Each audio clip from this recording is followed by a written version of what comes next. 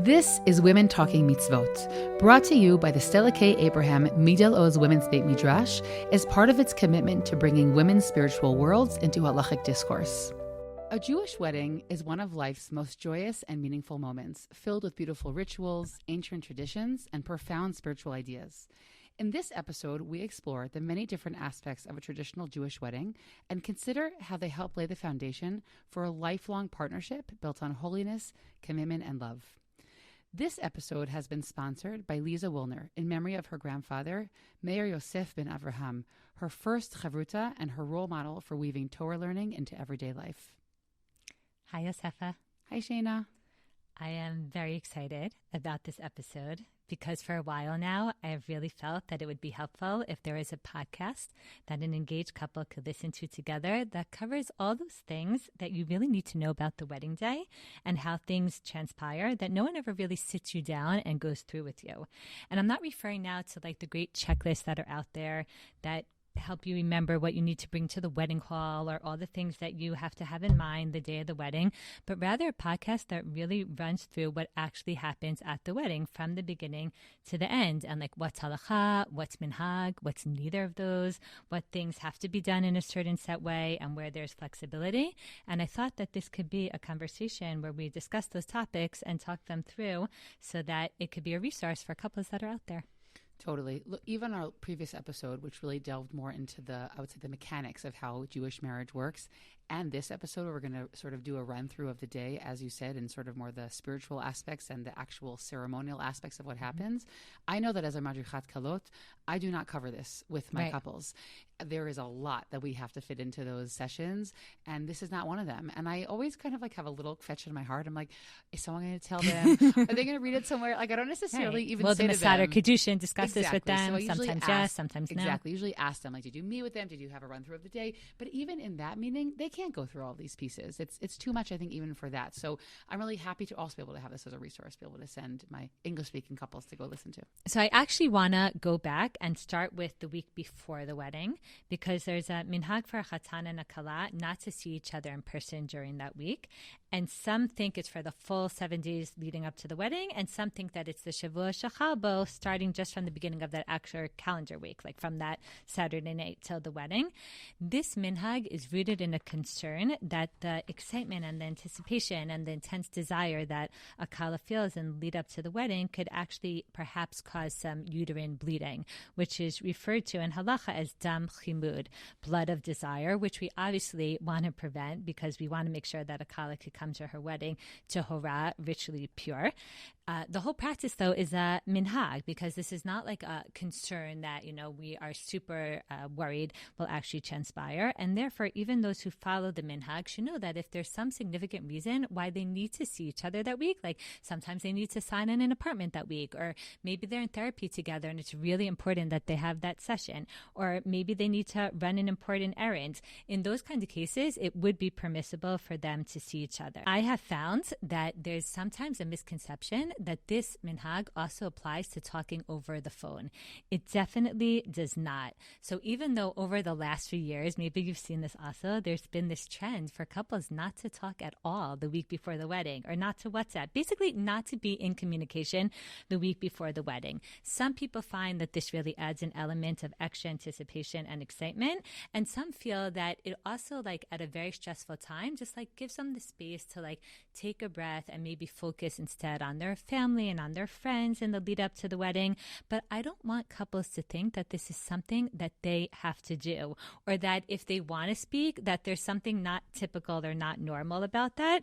This is not at all part of the minhag. So if a couple wants to do it and it's their choice and it feels good for them, that's great. But this should not at all become some kind of community standard. And especially because I feel, and this was my experience, that like in the week leading up to the wedding, sometimes the only person who could really like be with you and help you feel calm and help you feel good and balanced is the person who in a minute is going to become your spouse. And I want people to feel that if that is something that's important for them and they want to be able to talk to their fiance during this time period, that they're able to.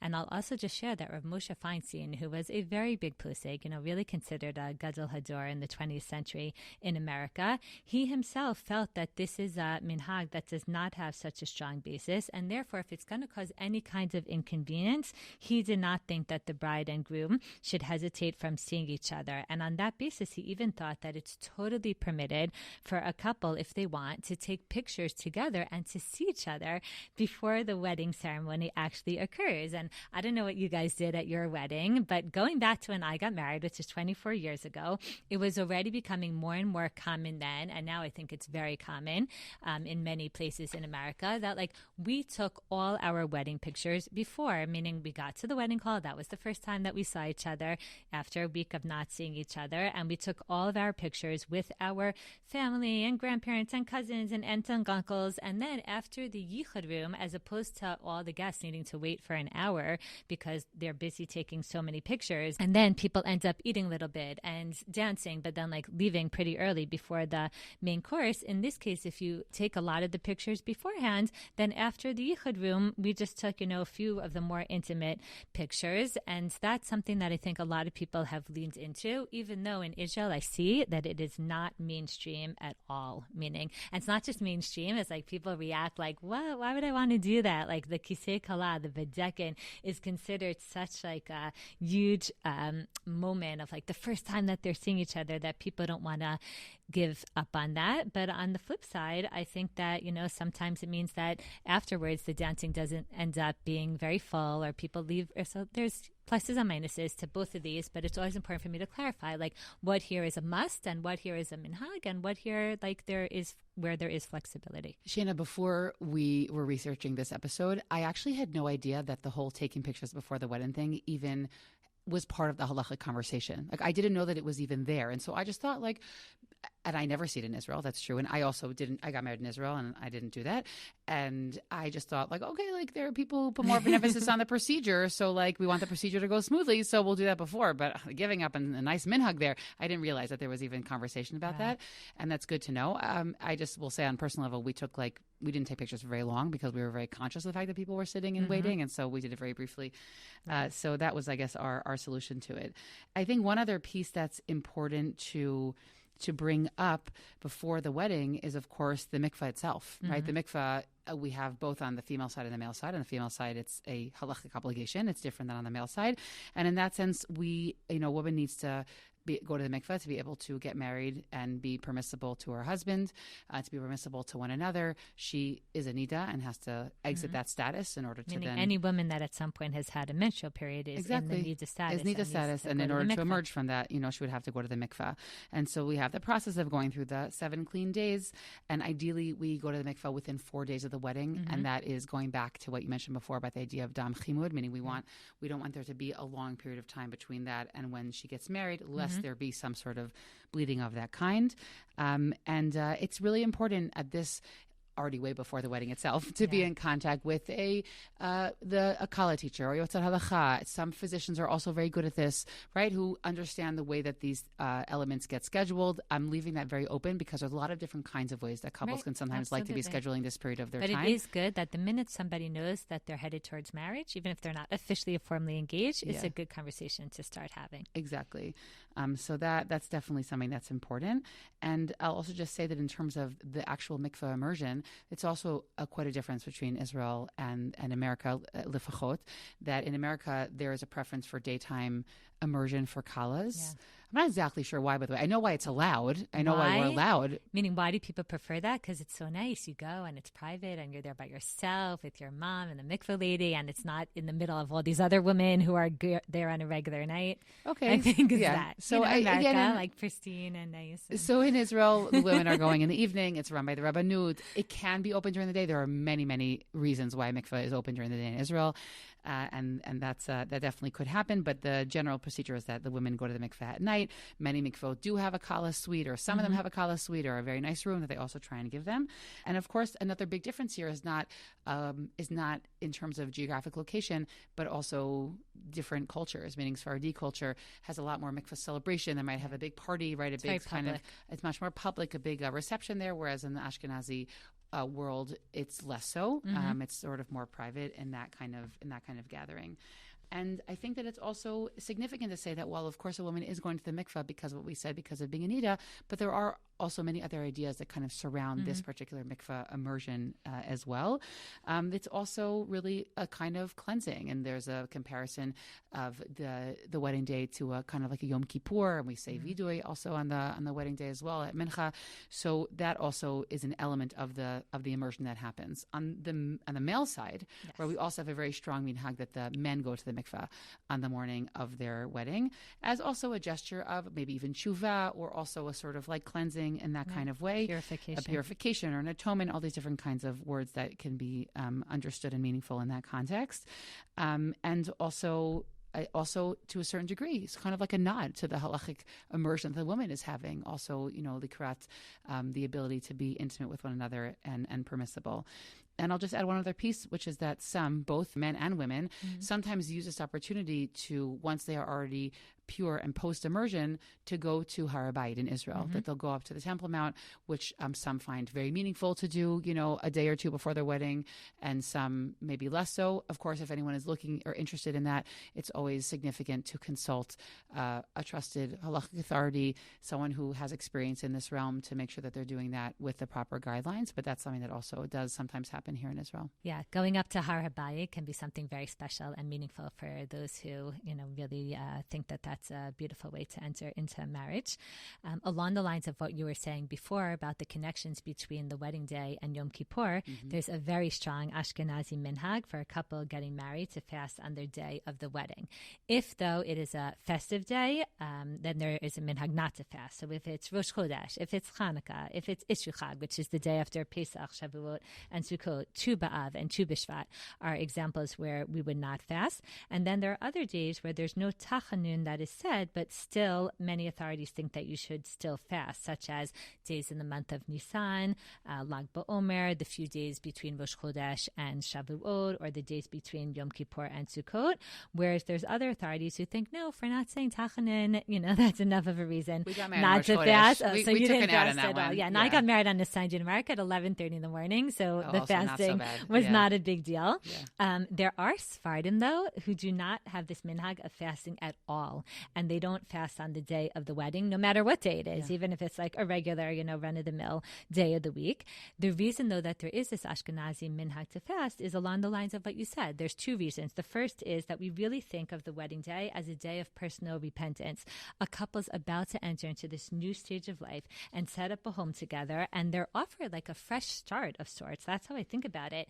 When we enter into marriage, it's almost as if we're being created for a second time, like we're being created anew, but this time with our other half as a more complete creation. And this may be the reason, actually, that two of the Sheva Brachot, which we'll speak about later, bless Hashem as Yotzer Ha'adam, as the creator of the creator of humanity. Because when we find our partner, it's as if we're returning to that original state of Zachar Unekeva Bara Otam, that Hashem originally created, Adam and Chava, or this male and female being together. And as we begin this new stage of life, we reflect on where we've been until now, and we engage in cheshbon hanefesh, and we do a personal accounting and take stock and do tshuva and kind of ask Hashem to forgive and absolve us of past mistakes, I think, as we move forward. And therefore, there's all these elements that we'll keep coming back to around the wedding that really see this day as a personal Yom Kippur. So whether it's the fasting, or there's also a minhag to say the mincha of Erev Yom Kippur that we say that has the al chetz at the end and the whole vidui. So to say that in the last tefillah before you go to the chuppah. So that's one explanation for why we fast. But there's another one that's brought down in the Sefer Tashbetz, who says that every wedding is in some way a reenactment of Matan Torah, meaning Hashem and Bnei Israel entered into a covenant, and now we, man and woman, husband and wife, are also entering into a marriage covenant. And just as Bnei Israel fasted that day, so too we also fast before our weddings.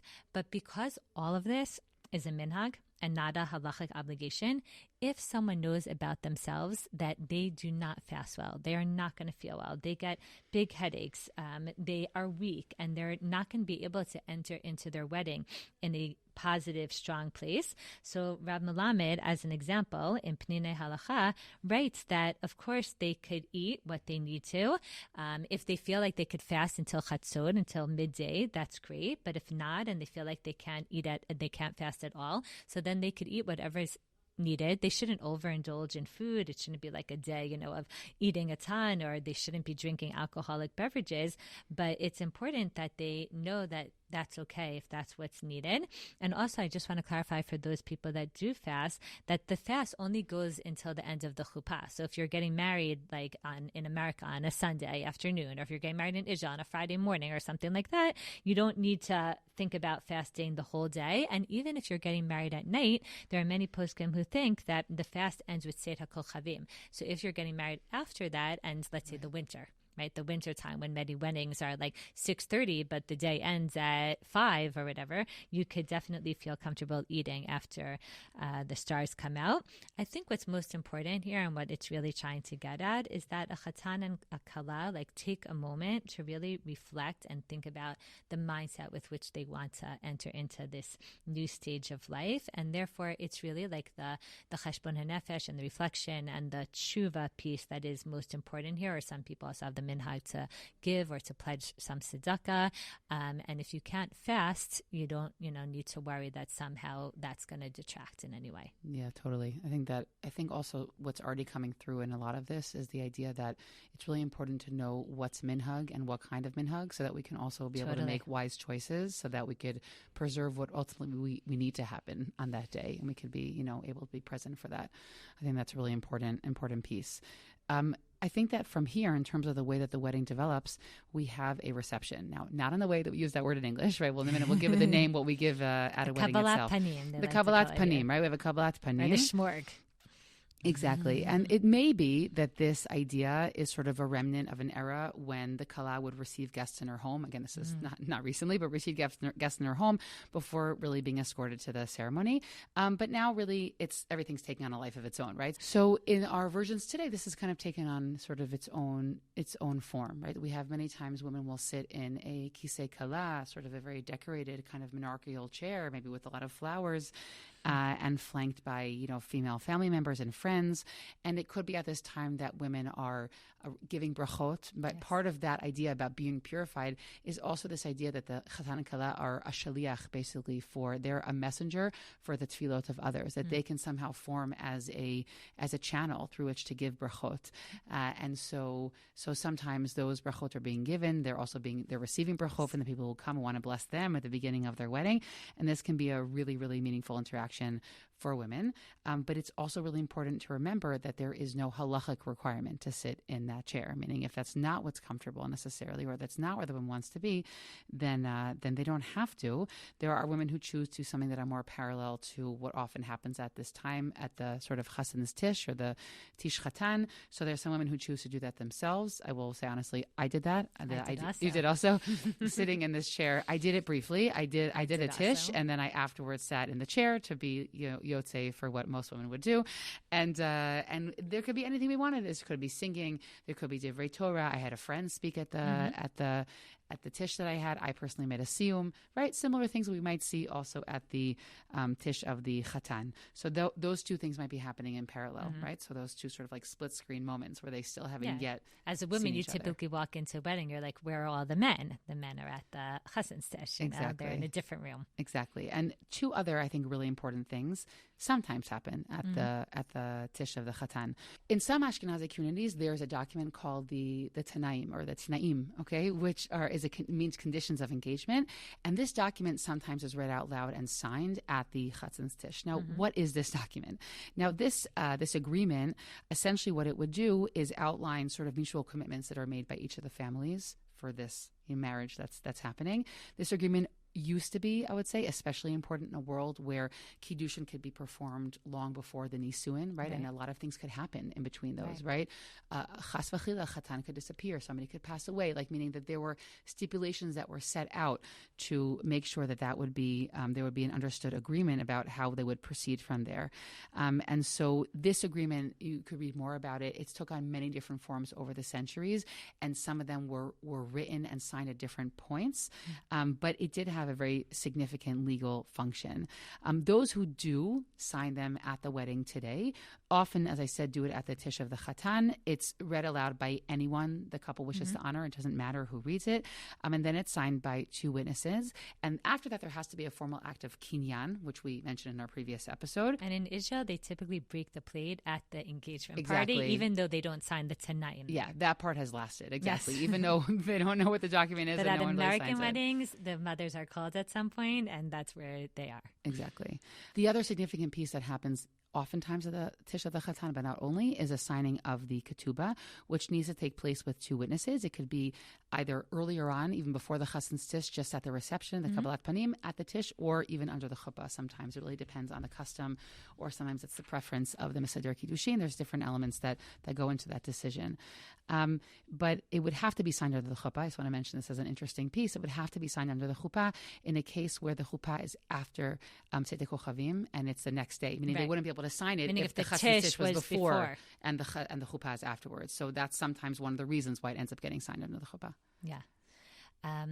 One of the things that I experience very differently at Israeli weddings is that the kisei kala at Israeli weddings, before the chatan comes, just when the kala is sitting in that chair, is like a very lively space. There's a lot of singing and a lot of dancing. It's almost like a whole round of dancing happens there before the actual whole wedding has even started. If I can't go to a whole wedding, Shana, like that's the part I want to go for. Right. Do you know what I'm saying? Like, I don't want to miss it. And usually we'll get to dance with the kala there. They dance, they sweat. Do you understand that? They sweat and they sing, and there's musical instruments, and the kala's friends and her sisters, and it's like a really big deal. In America, at least when I got married, it was very formal, and it was a lot of people coming over, and really wonderful and beautiful to see everyone. But exactly for that reason, I wanted to have a kala's tish before, which wasn't standard, but I basically invited my friends to come 45 minutes before the time on the invitation, and I wanted to sit and sing with them and share Divrei Torah and have that intimacy that I think sometimes happens at the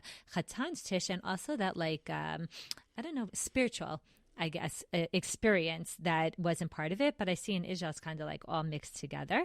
One other thing that also I think is important to talk about when we're talking about documents, since we mentioned the Tanaim and we mentioned the Ketubah, is that in America, in the Orthodox, the modern Orthodox communities that we grew up in, it's really become the standard to sign a prenuptial agreement at some point, either before the wedding, like in the weeks and months leading up to the wedding, or sometimes at the beginning of the wedding, or at least even if you signed it before, to maybe announce or write on the program that you've signed it, because this is a way of our community enforcing kind of a standard that hopefully will become completely mainstream and widespread. And the RCA, the Rabbinical Council of America, rabbis who are part of that organization, which is most rabbis in the modern Orthodox community, they won't marry a couple who has not signed one, and they, together with the Beit Din of America, have a very specific version that they promote. And the primary purpose of this document is really to help prevent situations of get refusal, to help prevent situations of aguna, where one spouse, often the husband, but not only,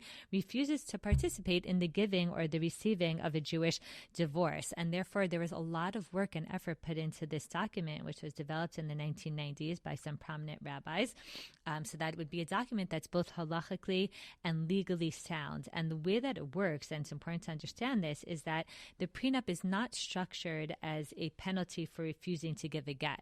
Because if that was the case, then that would be highly problematic, because we have a concept in halacha called a get museh, a get that was improperly coerced, and that isn't necessarily a kosher get. So instead, what this does is it creates a legally enforceable arbitration agreement under secular law, where there's a binding commitment also through the halacha to appear before a designated Beit Din once a couple has decided that they're headed, towards divorce. And this way, if there's a situation where a husband or a wife is not participating, there's a large financial commitment that comes into play. In this way, the get, when it's actually given, is considered voluntary because no one was forcing them to give it. They're just deciding to give it in order to escape this large financial commitment that they've already accepted. And I think that this is an amazing, amazing example of how our community Rabbanim were able to approach a very challenging, really tough area of halacha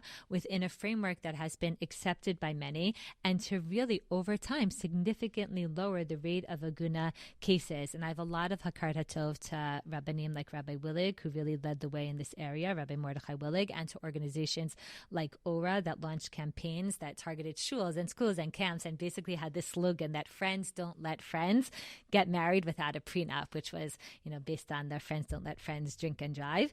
Now in Israel, the situation is somewhat different, and I counter this with the kalot that we teach, because prenups here are not signed as, and they're not really part of the mainstream conversation here. And I think one reason is because the need is somewhat less, because here the Beit Din has a lot more power, so they have more tools at their disposal in order to help push forward a get. And it's also more halachically complicated to have a prenup, because since here the Beit Din, the religious court system, and the secular court system are all intertwined, it actually makes the legal elements more challenging. Over the past few years, though, there's been more and more talk of it in Israel. It's called the Heskem Ktam Nisuin. And there's a specific one that has been composed by Rav Elisha Abiner, and that rabbis who are connected to the Tzohar organization like to work with, called Heskem Me'ahava, like an agreement out of love. And I think just the fact that we talk about these things and promote awareness about them and help couples realize that we're not saying anything about, their relationship or that we're concerned or suspicious or whatever, but as a community, we want to help promote a mechanism that could help all of us. I just want to add there that, so when we got married 15 years ago, I didn't really come of age in the States. I learned about them here. I was in a lecture here in Hebrew about them by someone who, a woman from Efrat, who was very significant in making one of the agreements, not the one you mentioned from Tzar, but the Heskem Lekvod Hadadi. And we signed one. It was very important to me that we signed one. And we actually, as I mentioned in the previous episode, I was not part of the world where we were adding on things to the ceremony. That's not what we did. But we printed a really nice, beautiful little card. And next to all of the benchers on the tables, we put a very nice card that said that we signed a prenuptial agreement, and here's where you can learn more information. And I dafka, wanted it to be at, the tables with all the friends, because my husband went to what is considered to be a very mainstream, very, frum but open-minded yeshiva, and it's still today not at all mainstream for people to sign them. And I had wanted to sort of just put that out there, a little bit of awareness. So that was something we did then. Yeah, it was a little bit of a funky move, but I felt that it was important. Good for you. All right. On to the Badekin itself, that moment where, especially when you're on the women's side, you hear the band coming. Yeah. It's like, they're on their way, the Chatan, Odi Shama. So we're there. Feel your heart beating along with the drums. So at this moment, right, we have the Badekin, which is obviously a Yiddish word, right, where the bride's veil is going to be put over her face. It's really important to mention that many Sfaradim also don't necessarily have this minhag. And they don't have this sort of veiling ceremony. I would say that one place that we might have a sort of a source for the idea of being veiled might come from the story of Rivka when she first meets Yitzchak in Sefer Bereshit, and says right, that she sees him and she covers herself, and that might be an original source. We do know, though, that there were many centuries where women were not. We know that they were veiled when they got married, but we don't have any clear sources for like a ceremonial. Exactly, thing. It wasn't this very clear ritual in the way that it's so clear to us today that we do that. The veil itself, not necessarily the ceremony, but the veil itself serves multiple functions, right? And there's a lot of different ways to sort of look at it. One might be that it's an element of tzniut, and this we actually already learned this. There's a Gemara in Ketubot, right, that speaks about the kalana avachasuda, and that we have a mitzvah to tell a bride, how beautiful she looks.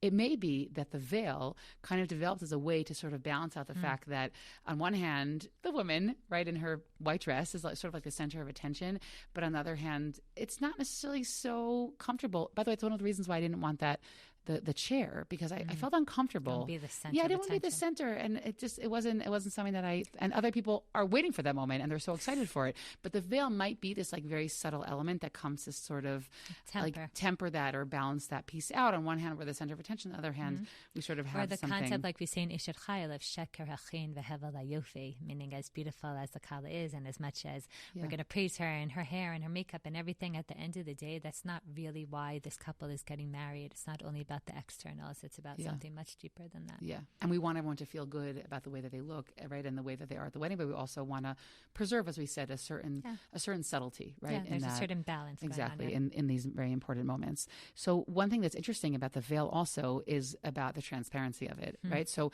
in, I would say, many of the weddings that we're going to, most of them, the veil is pretty transparent. And there's actually a halachic consideration for it being relatively transparent because the act of kiddushin, right, of actually becoming part of that union together, there is an importance to be able to see each other when that's happening. What's going on. Exactly. And also receiving the ring, right? There's actually halachic significance to being able to see and accept everything with full awareness. There is a very clear Hasidic minhag to have an opaque veil. I've been at a couple weddings like that. Exactly. You have to make sure she could get up the steps of the chuppah they have without to really falling hold down. her that she doesn't fall down, right? And so that's a different kind of minhag, and I am certain that people who are marrying like that and women who have that experience, there's a whole range of experiences about how that feels. For some, it might be a nice feeling of feeling very private and that they have this moment to themselves. And focus, right? Instead of being distracted. So obviously there's different ways to look at all these different kind of customs that have developed surrounding the veil itself. So as I mentioned before, it's not necessarily totally clear how this actual ceremony developed. We know the idea of the veil, but not the actual veiling ceremony, so to speak.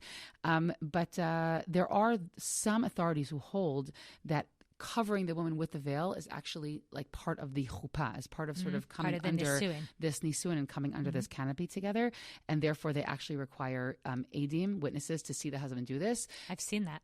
Yeah. Sometimes they're edi bedekin. Exactly. So I see it less, but I know that I've seen it a few times. There's certain like Misajei Kedushin that are very that hold by this opinion. Exactly. Today, as we sort of already hinted to, this, after not seeing each other for a week, or maybe even not speaking to each other for a week, right? And not taking pictures beforehand. So this is a very, very dramatic moment, right? And what's so interesting also, Shana, is the different sort of emotional tenor that couples choose to give to this moment, which, by the way, I also only met in Israel more. And it doesn't mean anything. I just left America when I was very young, okay? But we have some who like, it's exciting music all the way through, right? And high upbeat music.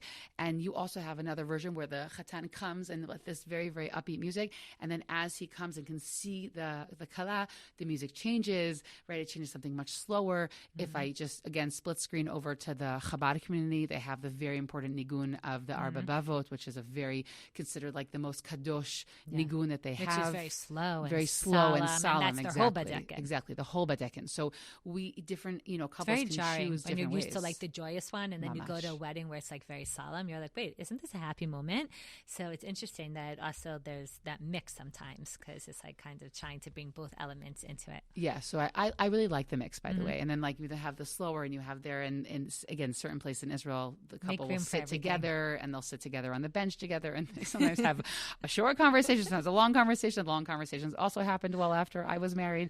But we have different versions of how this goes. I think also it's about that expectation, right? If you go to a wedding and you know that, they're going to have that nigun, so you have that expectation of what that moment is. I think that we see a variation of that in different kinds of weddings. I'll also just mention that for a second marriage, many only do the veiling at the chuppah itself, meaning they don't necessarily have the whole Badekin ceremony, but it also really depends. There's almost like a different conversation needs to happen regarding second marriages, because there's a whole host of minhagim and different practices that can be different in that. At this moment, also another thing that's very, very meaningful. I actually sometimes think about it now for my own children, Bezrat Hashem, in many years. But you have now the brachot, right, that the parents bless the chatan and kala, their own child, their child who will become their own. Moment. Yeah, it's very, very, very beautiful. And the grandparents sometimes, just very special. Totally. And that is that ceremony, right? And so then we have the procession to the chuppah, and this is where we also have a very big difference based on what country you're living in. In Israel, it tends to continue to be lively, almost raucous, right? And they really dance from the Kisei Kala right to the Chabad. Dance the Chatan there, and very often the Kala is sitting there. Very often I've seen family and friends will come sing around her. They sing often even slower songs or singing to her until then she'll be, grabbed up and be escorted to the chuppah. I'll also just throw in that in Israel, especially in Yerushalayim, there's really a push to follow the Ashkenazi minhag that's brought down by the Ramah, that the chuppah be held outside, right, under Kippat HaShamayim, underneath the stars. And that can also impact sort of the sense of like the formality of the moment, right? And how much is there energy that's like inside of a room and how much of it we're just like outside, and the energy kind of goes in all different directions. Another beautiful idea here that I really loved when I was learning for this is that sort of the idea of the procession, right? That you have people that are going to be escorting the Chatan and Kala to their chuppah is in many ways probably sourced in the Gemara in Eruvin, where we have their description that when it says in Sefer Bereshit, Ve've'ah el ha'adam, right, that the woman is brought to the man. It's essentially God was the first, attendant, right? He brought the first Kala, right, to her Chatan. And in that ways, that's sort of what's being reenacted by the parents, right, by all the friends who are flanking everybody and bringing them there, and by the community, exactly. And there also is an element here of like a monarchy, kind of like we have there Chatan and Kala, or like our Melech and Malka. Exactly. Like so that's king. Also the kind of the procession that's happening. I just want to add one other piece, Shana, because I think it's like this tiny moment that actually requires a lot of sensitivity, which is that sometimes at this exact moment is a sensitive spot for people who have either a non-traditional family structure or a parent or parents who have passed away, and a question like who's gonna walk down with them, right? Could be a very, very big question. And I think that there is a certain degree of consideration, like there's a certain preference in the halachic literature for it to be a married couple who walks them down, but that very often will have to be shifted to especially when you have a divorced parents, and they each want to walk them down. Yes, sometimes they're remarried with their own spouse. Exactly. Yeah. There's a lot here that needs a lot of sensitivity, and there is room for that in the conversation. I'll just also add a personal piece, which is that my sister got married almost 2 years ago. My father had already passed away, and I honestly didn't even know beforehand, but my mother and my brother walked her down the aisle, right? And that was what was chosen as being the right move for them, and for my sister. So that was something that it makes present the loss or the lack or the change that happened in the family, right? And so it's this very sensitive moment, and it's really, I'm sure couples think about this beforehand, but it's also, I think, a sensitivity to be aware of also as those who are present at the wedding. And I've seen different things done. I've seen a sibling step in, as you're, giving an example of from your own family. And I've seen sometimes the parent that's left walking down their son or daughter alone. And there's no right way here, and there's no one thing that the halacha is demanding. And it's just whatever is going to help that chatan or kala feel good in that moment, because there's a lot of emotions going on here, and they have to be able to hold them all together. Like you're really feeling the loss of that parent, or and you're about to create your family. Yeah. So like it's all of that in the same moment. And if there's a messy divorce, I've seen cases where sometimes the parents that are divorced, like it was really hard for them to walk down together, but this is their child, and that's what their child wanted, and there's a lot to navigate here. There is a minhag for whoever is escorting the chatan and the kala to the chuppah to each carry a candle. Now, sometimes the escorts are the kala's mother and father, or who's ever walking her down. Sometimes it's the mother of the kala and the mother of the chatan, and then the two fathers of, the father of the chatan, the father of the kala will go with the groom. And this minhag returns a little bit to what we said earlier from the Tashbetz of Matan Torah, that he says that maybe the candles are to signify the fact that the chuppah is reminiscent of that huge giving, occasion of the giving of the Torah, in which there were awesome lights and sounds, and the candles remind us of that. It definitely seems to be a very ancient custom.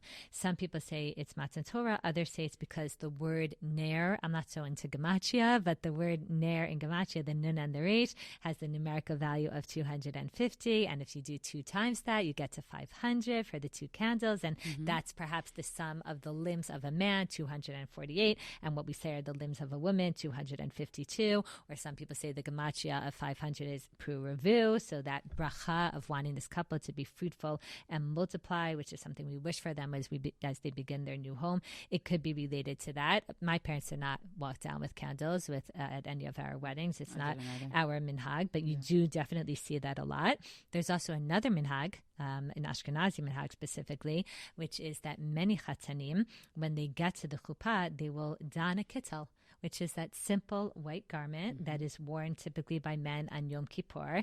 And the most widely cited explanation for this, again, connects to that Yom Kippur element and this feeling of like the Chatan and Kala just wanting to receive forgiveness for their past sins and to start fresh and to start new. So the white kittel is a reminder of the purity and the repentance and the spiritual renewal that we're associating with this special day and with the beginning of a new marriage.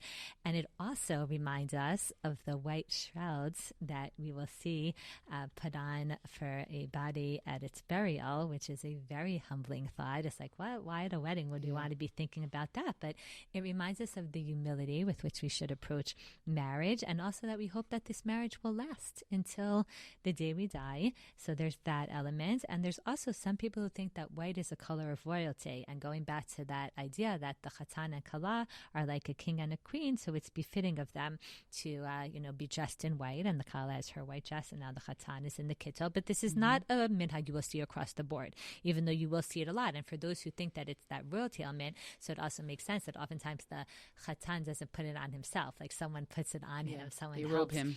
Exactly. And then the Kala comes, and when the Kala comes to the chuppah, sometimes you'll see the Chatan walk down to greet her and then enter the chuppah together with her. And then there's this other strong Ashkenazi minhag, which is not always done in Sephardi circles, which is for the Kala to circle the Chatan 7 times. And here too, there's different explanations that are given, but one that comes up is that is the number of times that Bnei Israel walked around the walls of Yericho before they came down. And I always thought of there's being something nice here and symbolic in the sense of like this new couple is entering a marriage where they don't want there to be any barriers between them. They kind of like want to take down all the things that might, be stopping them from connecting, or maybe stopping them from really being able to really fully embrace and accept the other person. You will see that in a lot of communities, the Kala, when she does this circling of the Chatan, she has her mother and her mother-in-law oftentimes walking behind her, either holding the chain of her dress or sometimes alongside her, holding her hands. But that's just has to do with, your taste and your preference. And I'll say that my own mother encouraged me to walk around alone because she thought that it's an intimate moment, and she thought there's something special about it just being the Kala and the Chatan alone, and she and my mother-in-law were okay with that. There's something very powerful about it, and it's something that a couple could consider, even though if it's something that's very important to someone's mother and mother-in-law, that's also something to weigh. I would never want somebody to hurt somebody in the process, but it's something to be discussed. And then just a few more things. Typically, the Kala, if you pay attention, is almost always to the Chatan's right. So I'm not exactly sure why. There's different minhagim about that, but that's most typically what you see. And there's also different minhagim about what direction the couple should face. So should they specifically face the crowd, or they should specifically maybe face away from the crowd so that they could focus more, or maybe Rav Soloveitchik held that they should face Mizrach. At my own wedding, we had our backs to the crowd, and part of that was because we had a very large wedding. My father was Rabbi Bashul, and they invited everyone. We had almost 1,000 people at our chuppah, and I think there's just this feeling of like, we want a little bit more privacy. And I remember my husband, when he turned to give the ring and say Harei Mikudesha, for the first time he glimpsed the crowd, and like you kind of see in the wedding video the shock almost that he experienced that at that moment. And also like American weddings, when I got married, even though it was that huge crowd, it was like totally silent, like we spoke about in last episode, like super formal. You could hear a pin drop in the room. There was a lot of respect like for the ritual, and there was something very meaningful about that. But there's also something meaningful, as we said last time, about the Israeli atmosphere of weddings, of like the crowd being totally drawn in and part of it, and all in good measure, all in good taste. When it gets too far off, it's not always good, but there's trade-offs and all these, and I guess one of the messages here is that there's not one right way for everyone. Part of what a couple has to think about along with their parents as they're thinking about the wedding is what tone they want to set. Sometimes also in Israel, I see weddings that are a little bit more, in that direction of a little bit more formal, and they want there to be seating for everyone, and everyone has to figure out what's right for them. In any case, the first thing that happens under the chuppah is typically the kiddushin, which is the first of the two stages that we really focused on in last episode, which are the two necessary stages in order to be considered halachically married, the kiddushin and the nisuin. And we're not going to go into detail here because we discussed all that, but just to quickly review the basic, the first thing that happens is that the Mesader Kiddushin is going to make a borei pri hagafe and the bracha over the cup of wine, and then there's going to be the Birkat Erusin, which once in a while you'll see the Chatan make it. As we said, that's the opinion of the Rambam.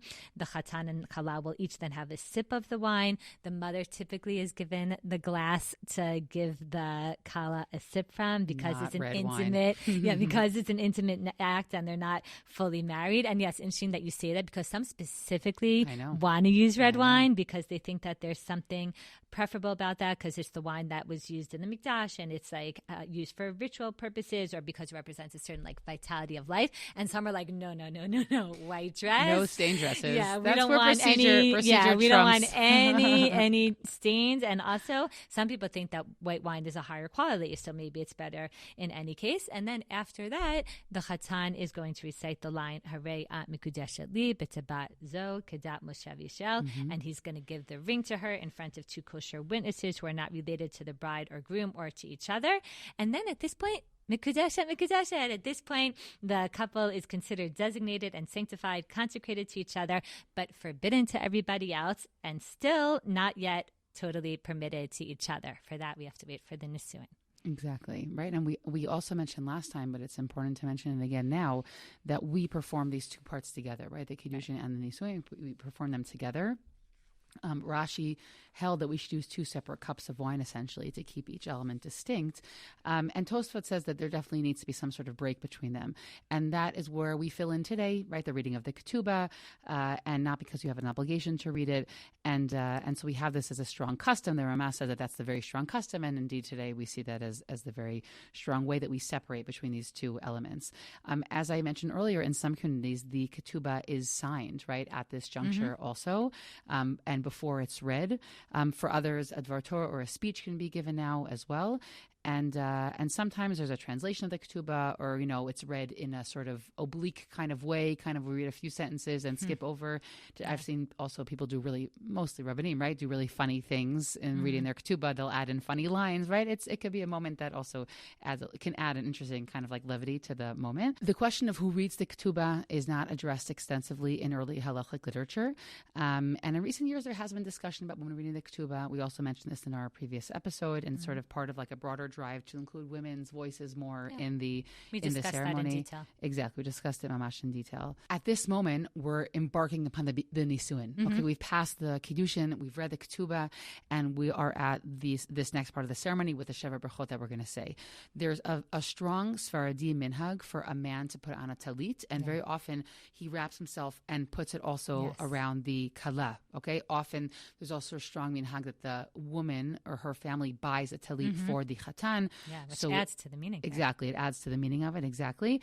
In Israel, this has become very common custom, not just for Sephardi couples. Yeah, it's kind of spilled over into the Ashkenazi world. I don't know. I guess I don't see weddings anymore that don't have this. To take the best that everyone has to offer. Exactly. And so it's become very, very popular. And it's also a moment that's significant because we have, again, the Kala and Chatan are participating something together, right, at the chuppah, where there's often sort of, they do different things in that moment. And another piece that comes up here, and it's a halacha question that then relates to the talit, is the question of, hey, what about making the bracha of shechianu? Like, this is a really big occasion. If we make it on an apple, then we should make it on a wedding, right? So this is a very extensive halachic conversation. The vast majority of poskim, with just the exception of Rav Yaakov Emden, they all agree that you should not say shechianu at the wedding, and that ultimately the sheva brachot that we're going to say are much more specific brachot for this. Those are the brachot of the wedding. And so you don't say shechianu, which is a general bracha. Right. We don't say it on the wedding itself. Exactly. But how does this fit into the talit? Because very often what a chatan will do is that they will make a shechianu on the talit that they are putting on for the first time.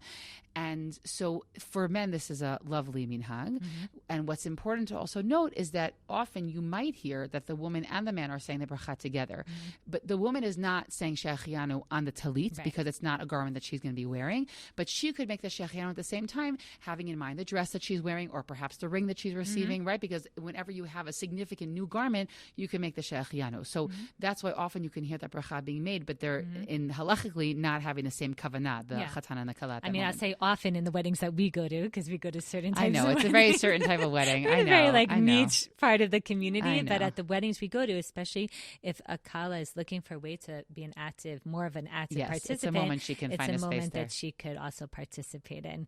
Yeah, but probably out in the broader world, not as often to hear a kala saying it.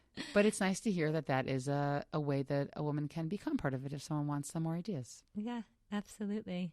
And with that, we get to that second and really crucial stage of the ceremony, which is the nisuin. Here, too, I refer all of our listeners back to the previous episode, if you haven't listened to it now, because that's where we really discuss what is nisuin and what are the different interpretations of what constitutes nisuin and how it is performed. Primarily, it's the time, though, that the Sheva Brachot are recited under the chuppah. And in addition to the 7 classic brachot, the Rambam in Hilchot Ishut writes that some also have this minhag to bring hadassim, to bring like the myrtle branches that we, are one of the daled minim from Sukkot, and that after the first bracha of Hagafen is made, before the next 6 brachot of the Sheva Brachot, they make a bracha on the besamim upon smelling them. And this is an ancient Sephardi minhag, which you will see sometimes at Sephardi weddings, especially of Teimanim. And it could be that the connection is that since the wedding is this moment of like great simcha, and we believe that fragrance really enhances simcha and enhances the rejoicing of the chatan and kala, and also could be thought of as a way also of honoring them. It could be that is why they're making the bracha. Some also compare conceptually to the role that besamim play when we make Havdalah, when there's like a spiritual transition, the same way that we're making a transition from, the Kodesh to the whole. Here, a couple is entering into a new state. And I also once heard someone say, like in the Dor Holech v'Dor Ba, like almost like that, kind of generation, one generation, the parent generation is kind of moving aside and a new generation is taking its place, that there's something wonderful about that, but also always bittersweet in those moments. And maybe that the samim is there to like kind of give a little kick and a little bit of a sense of revival. But what I find overall interesting is that across the board on the Sephardi side, you'll see many kinds of minhagim here that place more emphasis on like the beauty and the joy and the excitement and, in this case, like the fragrance, whatever. And on the Ashkenazi side, there's a lot more connected to the Yom Kippur and the solemnity and the I don't think this seriousness. is particularly surprising. No, and it kind of fits with what we know are some of the differences between the two traditions, but both are, in essence, recognizing the profound, moment that we find ourselves in, but they express it in different ways. Totally. Yosef, I'm curious, like when it comes to the Sheva Brachot, is there a specific bracha that stands out for you or that like speaks to you, or every time you're at a wedding, you're like, love that bracha?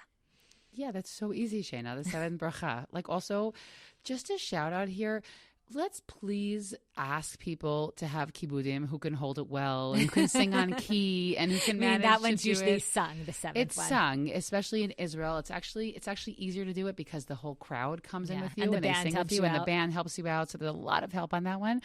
I know my brother, he really practiced on one a lot for my sister's wedding. He took it very, very seriously. And so in the States, often you could be left like singing alone, really. So you have to like, it's more of a performance. Exactly.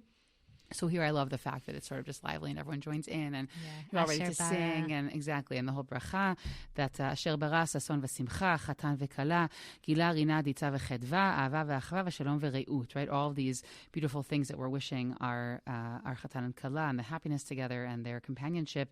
Meira Hashem Elokeinu yishama b'arei Yehuda u'v'chutzot Yerushalayim, and this is lifted from Yirmiyahu, the 33rd chapter of Yirmiyahu. Kol sason v'kol simcha, kol chatan v'kol kala, kol mitzalot chatanim מחופתם ונערים ממשתה נגינתם ברוך אתה השם משמח חתן עם הכלה. And here I just want to mention that in this bracha, where we mentioned this a little bit last time, we go into sort of like a broader look at all of Am Yisrael, right? We're looking at everybody. We want to have this bracha for everybody in Am Yisrael, for everybody in here in Yehuda, because that's, Yirmiyahu speaking to. No, because the bracha is hoping like for Gula, and a time when we're going to be able to really like rejoice in the sounds of weddings. Exactly. And I think Yerushalayim. That in that moment, by the way, and many people use this time to daven for, for a spouse, for themselves, for the people who need it, right? Some people come with lists of tefillot to say at weddings, and it's a really significant moment, right? When we're like celebrating this couple, and we're also, please God, praying for everybody who can stand in. It's good you're throwing that in, because we didn't really mention that the Kisei Kala, one of the things that the Kala is often doing. All of those tefillot, right? The list of tefillot, she could say that at the people mincha who need tefillah children, as well. Or people are looking for a spouse, people who need a refuah shlema, the psuim, those injured in the war, all kinds of things like that. So that's specifically the Kala, and I feel like as a member of the wedding, meaning as being in the audience, that's a moment that I, daven for those in my family, or close friends, and that's something that specifically in this bracha. Yeah, in that bracha, or also just throughout the chuppah. Sometimes people will give out a tefillah, right? They give it a tefillah that you could say. I like that as well. Yeah. What about you, Shana?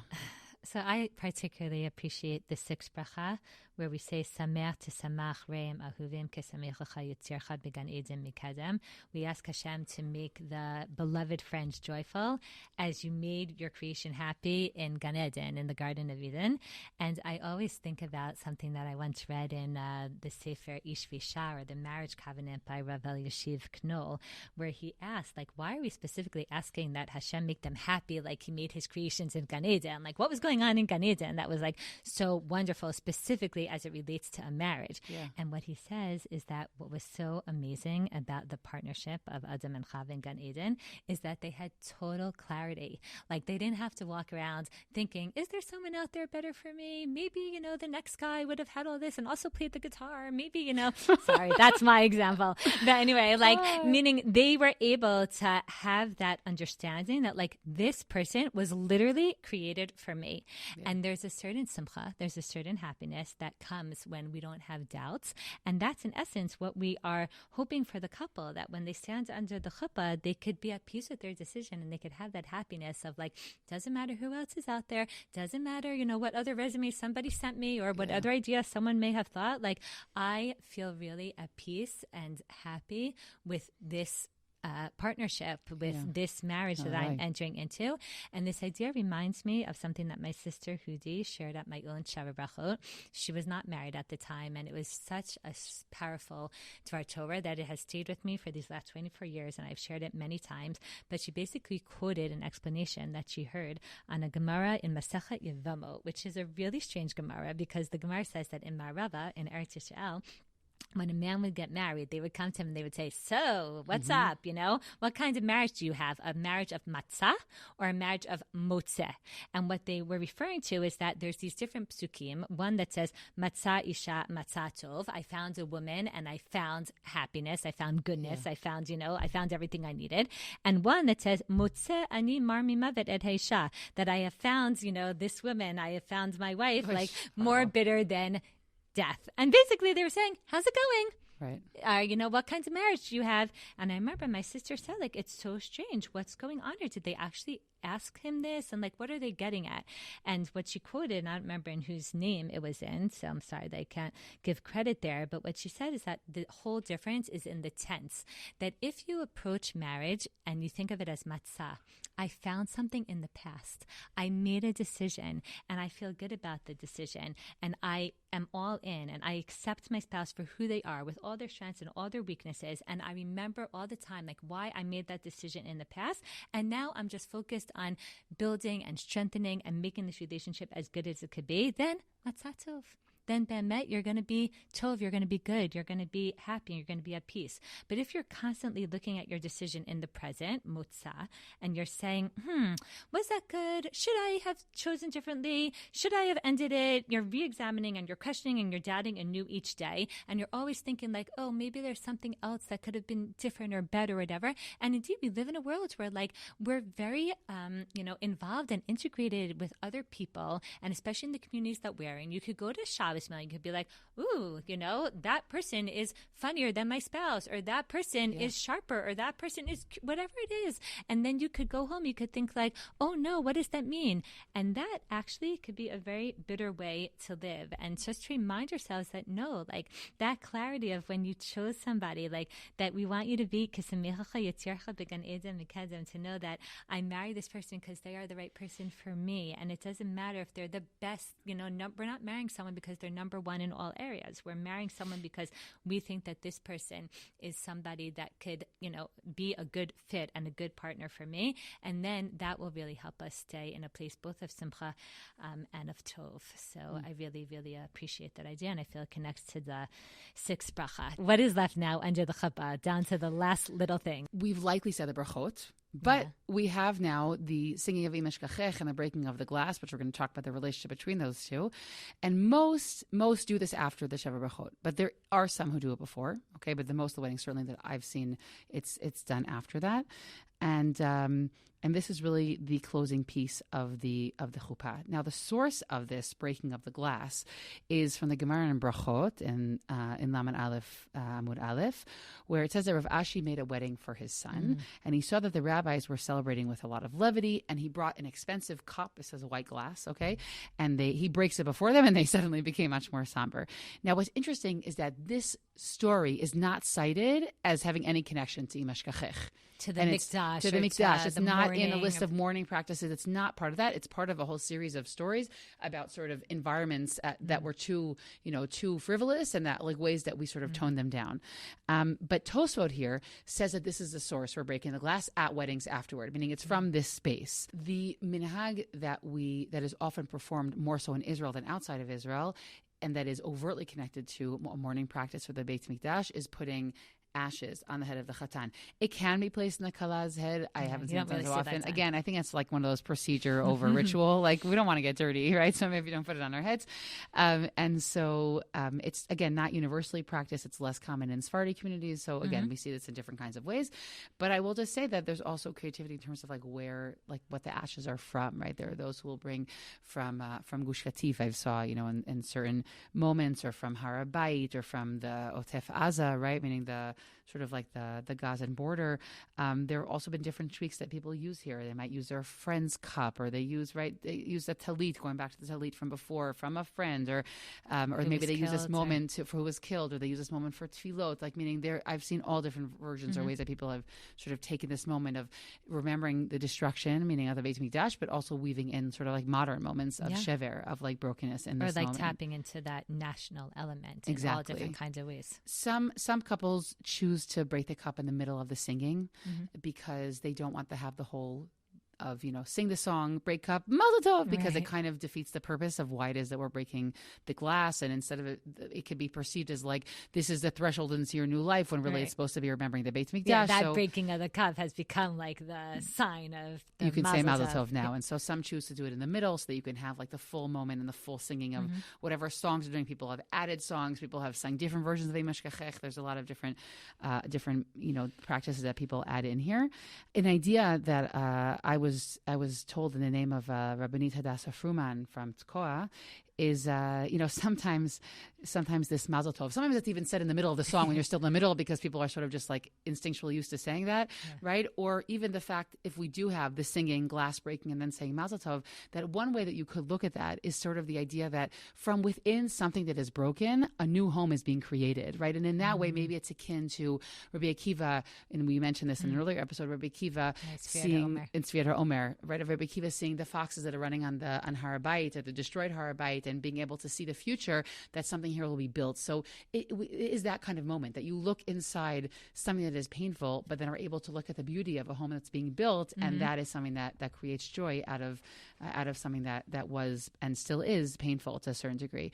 I think that in the most basic sense at this moment, I always just think about the fact that we can hold many things at once. We keep coming back to that on this podcast. We do come back to that. It's a life truth. I was thinking, it's come up in many different episodes. Yes. Just, I guess that's life, and especially life in Israel right now. What we're this just holding so many different things all the time. But this minhag demands of us to recognize that, right? Yeah. Why else bring in the Beit Mikdash and all of these happy moments, right? So I think that that's a really important piece. And I think also we sort of hinted at a little while ago, but this idea of like the individual national story, right? Meaning we're getting married, we have this beautiful life that we're creating together, but we're part of a broader story. Our person of simcha, but it's not only that. Exactly. It's something much, much bigger. Yeah.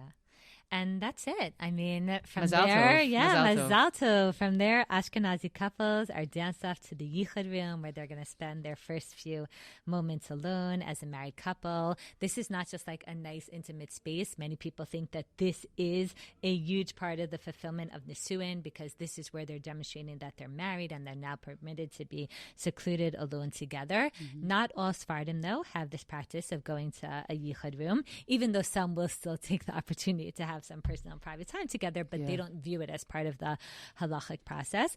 And something that I like to tell couples when I meet with them just about the Yichud room and in general is that I always share that in life, we very much see that happiness is often tied to expectations.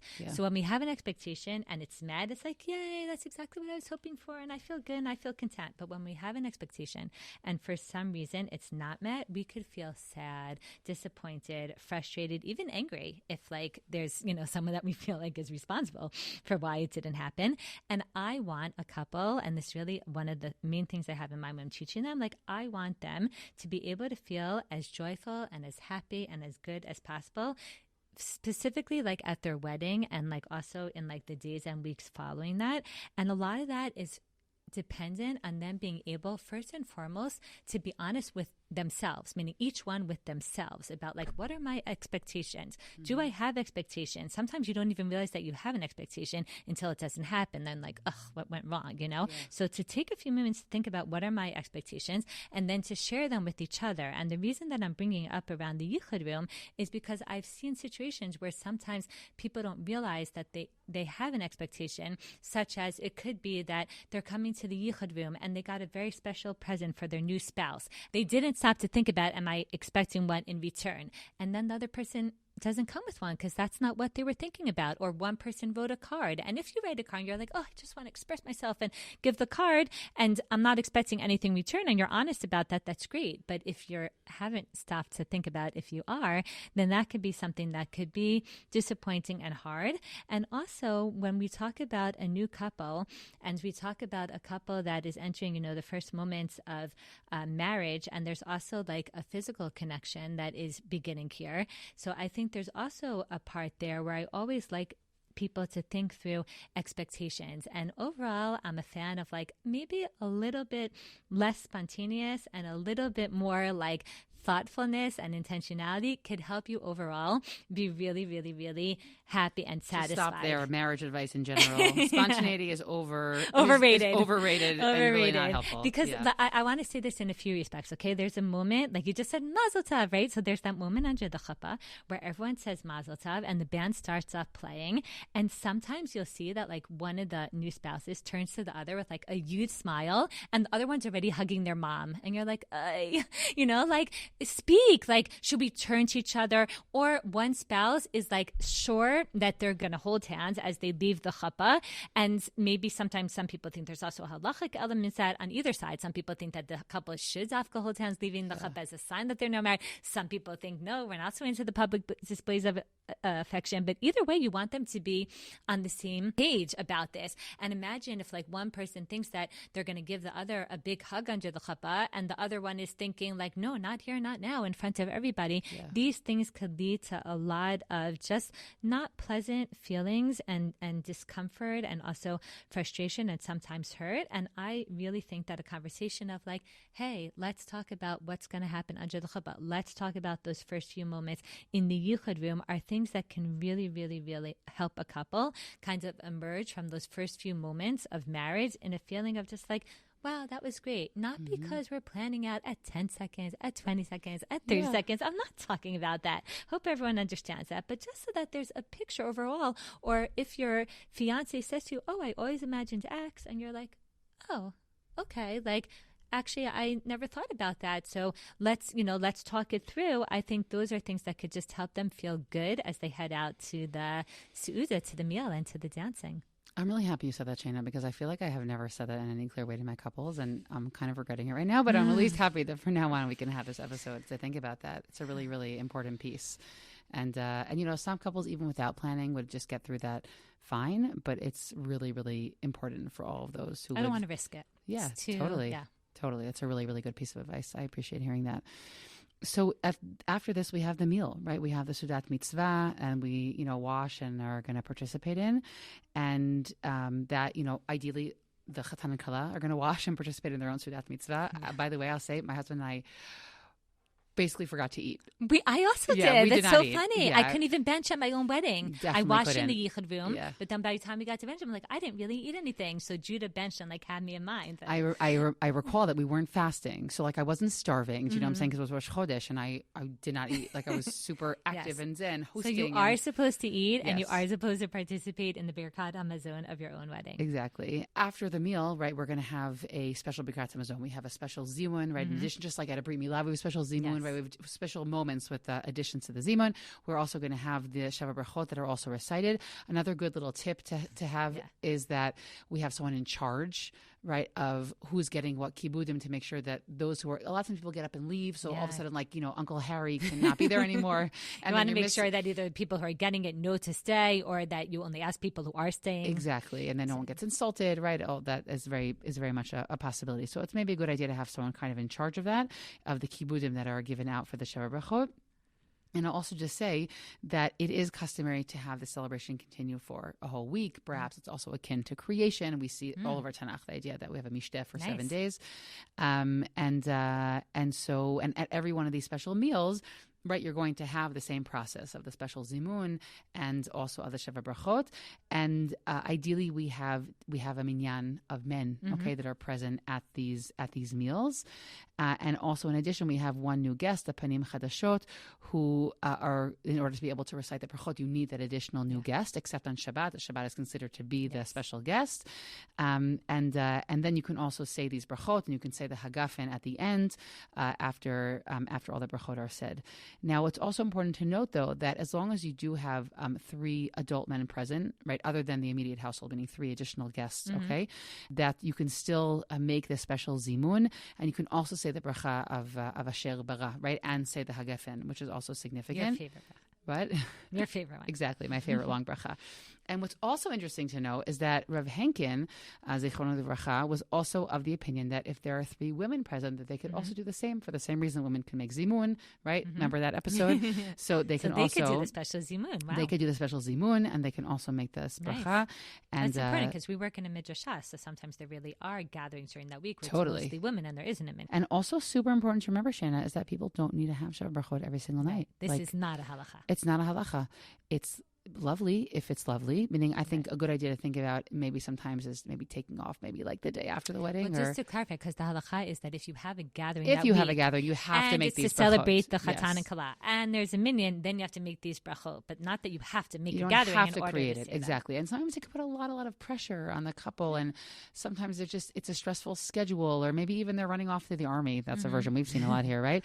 But meaning sometimes they just need a little bit of space, and it's not always right for them. And so it's important to remember that you don't have to make this meal if you don't want to. Yeah, and it's one of these weeks where you have to you have to balance between what the parents really want to do and the friends who want to honor and all those pieces, but also to remember that it's okay to take some space and take a break also. Yeah, I think that's an important piece, because there's some couples that love it, and some they just know themselves and they know that it will not be good for them to have one of these, it was totally hard for me, by the way, but I didn't have as much self-awareness to say that I didn't want to have them. Okay, this was a long episode, but I am hopeful that this episode really will be helpful, that it will be a guide to couples who could sit and listen to together and really think together about all these different aspects of the wedding that we just ran through. And I thought that instead of our regular takeaways where we think about an aspect of our discussion that really spoke to us, maybe instead of that we could share some of our best marriage advice. Some of it was maybe came out as we were going along, but Yosefa, what do you got? What do you have to offer us? So first of all, I just want to say that this piece of advice is important to me, because obviously I need to use it in my own life. Yeah. So this is coming from the heart, genuinely. Okay. I'm speaking to myself as well. First of all, I'll just say that in general, anything from the Gottman Institute in my mind is gold. Great material. John and Julie Gottman are the heads of that institute, and they're really been pioneers for the past, 3.5 decades in marital research. And so I'll just go with one piece that is something that I always think about, also because it's easy to remember because it has a number, which is what they call the 5-to-1 rule. And this is great for a married couple. It's great for parenting even. But the idea that we should try and have as 5 times as many positive statements for every one negative statement, okay, that we make. Criticism is really easy to give. It tends to multiply as the years progress. And it's really, really important to remember that people mostly need to hear good things. And they need to hear those good things so that it can balance out, support, and soften and enable them to receive, right, when there's actual criticism that's really warranted. And to me, the flip side of this whole piece about criticism is the concept of ayin tova. That's how I hear also therapists defining it here in Israel. But it sort of means to have a kind eye, in the sense that we often can look at a scenario and kind of like assume the worst. Okay, they were not responsible, or they didn't see me, or right, or they, were only focused on that thing and not, the thing that we wanted to focus on. But ayin tova doesn't mean ignore reality. It doesn't mean that, but it means try and see the best possible version of what the scenario could be. Or sometimes it even means try and adapt the way that, the spouse is looking at the scenario, to be able to see, maybe we don't have to agree with it, but be able to see how they were perceiving the situation. Again, to me, this is human advice. It's super important in a marriage, but it's important in every context of every relationship. And sometimes it's just the hardest to really apply within a marriage, sometimes when we assume that the other should be able to get something. So this piece about ayin tova is like, take a breath, stop for a minute, think about the scenario in a better way, and often we can really temper the way we respond to things. These to me are, because they're things that I always also need to remind myself, I think are 2 pieces of advice that are really part of the same package in my perspective. I love that. And I'll say on that something that Judah, my husband, likes to say to me sometimes is, he's like, Shana, when 2 people are married, and thank God they're in a good marriage, like we are, he's like, it can't be that we are ever intentionally trying to hurt each other. Right. He's like, so if something's not feeling good, it's got to be that there's a miscommunication, or that someone has a different perspective, or that we're coming from a different place or a different angle, whatever it is. And let's figure out what that is. But it very much is that same idea of the ayin tova, and taking a step back and assuming that there has to be some other way of understanding this. So I very, very much appreciate that. I want to, I guess, just add one tip that I come back to often, which is that sometimes when you're getting married, you're told, never go to sleep angry. And I think that is terrible advice, because sometimes when it's 1:00 in the morning and you've just had a fight and no one is at their best and everyone is exhausted, that is not the time. Life gets dramatic at 1 a.m. That is not the time to try to work it out. And a lot of times when you wake up in the morning, things just seem completely different. You sleep on it and your brain has a way of making connections. What I do think is that you could kind of give each other a hug, or not even, or just be like, wow, we are not in a good place, but we love each other, and we'll know that somehow we'll work this through, even though I am so angry at you right now, whatever it's feeling. And then find a time when you're calmer and you're rested, or maybe even when there's been some space that you could talk about it. And in general, I just want to really, really encourage couples to communicate and to not let things build up, because I think sometimes that idea of don't go to sleep angry is don't just shove things under, the rug and ignore them. So it doesn't have to be in the middle of the night when it happens, but this idea of communicating, and if something went on, at some point we have to find the time to talk about it. And also, I just more and more and more, I am just beginning to have such a deep appreciation of how those first 18 years of our upbringing, they really, really, really shape us and mold us in very deep ways. And a lot of times, in ways that you don't even really understand sometimes, the miscommunications or the differences, whatever, come back to just things that are part of who we are at a very, exactly. I was going to say that, at our very core level, at what you're calling wiring, and getting to that place of understanding, which sometimes you could do on your own, and sometimes you might need the help of a professional, helps us to learn a lot about ourselves and about our partners, about our spouses, in ways that will help us continue to appreciate each other and really respect each other. So taking an attitude of just we always just want to be the best versions of ourselves, and also the best version of this partnership that we can. And we're not going to be mivater. We're not going to give up on that. We're going to keep working at it until somehow we're able to figure this out, is something that I think ends up, even though it's hard and sometimes exhausting and tiring to always be communicating, I think it is the key to having a really, really strong foundation.